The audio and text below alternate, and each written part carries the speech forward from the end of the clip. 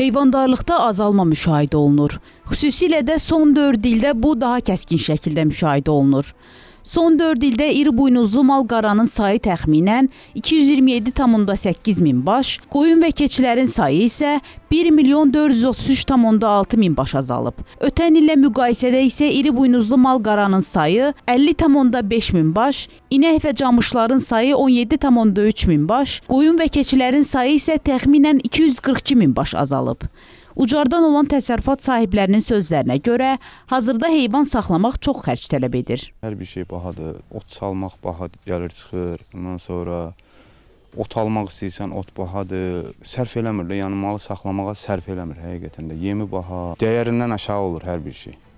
Hər şey bahadır, ancaq gəl ki, biz heyvanı satmaq istəyəndə bizdən gəlib ucuz alırlar. 5-6 manat otun presi.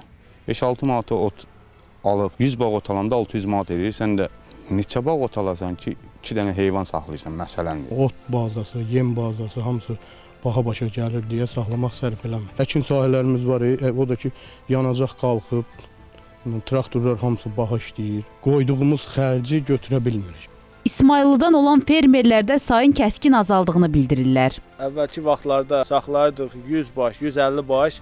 İndi 50 baş saxlamağa maddi cəhətdən imkan çatmır saxlamaq üçün.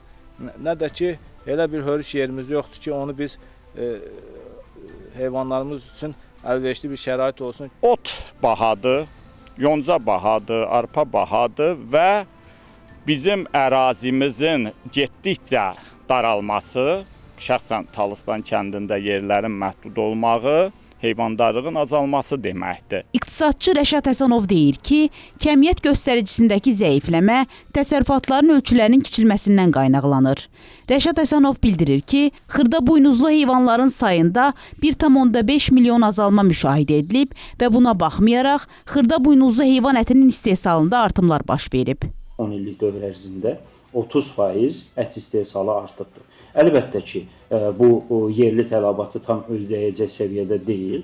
Amma sayın azalması fonunda bir tərəfdən istehsalın artması onu deməyə əsas verir ki, əslində təsərrüfatlarda müəyyən qədər keyfiyyət göstəriciləri artır. Yəni, bir heyvan üçün düşən orta ət alımı faizi yüksəlir. Yəni, bu müəyyən qədər keyfiyyət göstəricisinin artması ilə bağlı siqnallar olduğunu deməyə əsas verir. Amma digər tərəfdən qeyd etdiyimiz kimi bu artım tempi yerli tələbatın artım tempindən geri qalır. Rəşad Həsənov vurğulayır ki, əhalinin şəxsi istehlakında 32% artım olub. Nəticədə ət idxalı da artıb. 10 il ərzində ölkədə xırda buynuzlu heyvanların əti, qoyun ətinin qiymətində 45% ətrafında artım qeydə alınır.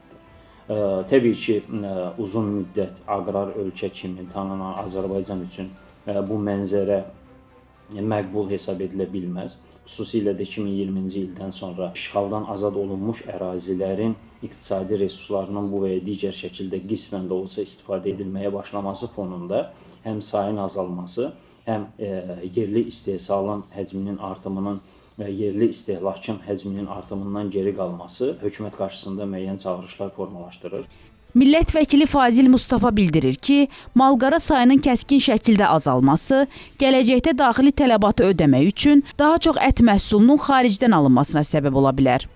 Bu isə öz növbəsində ölkədən böyük həcmdə valyuta çıxışı ilə nəticələnə bilər. Kənd təsərrüfatının bu istiqamətdə inkişafına xüsusi önəm verməliyik. Biz sahibkarlığın daha çox stimullaşdırılması yolunu seçməliyik.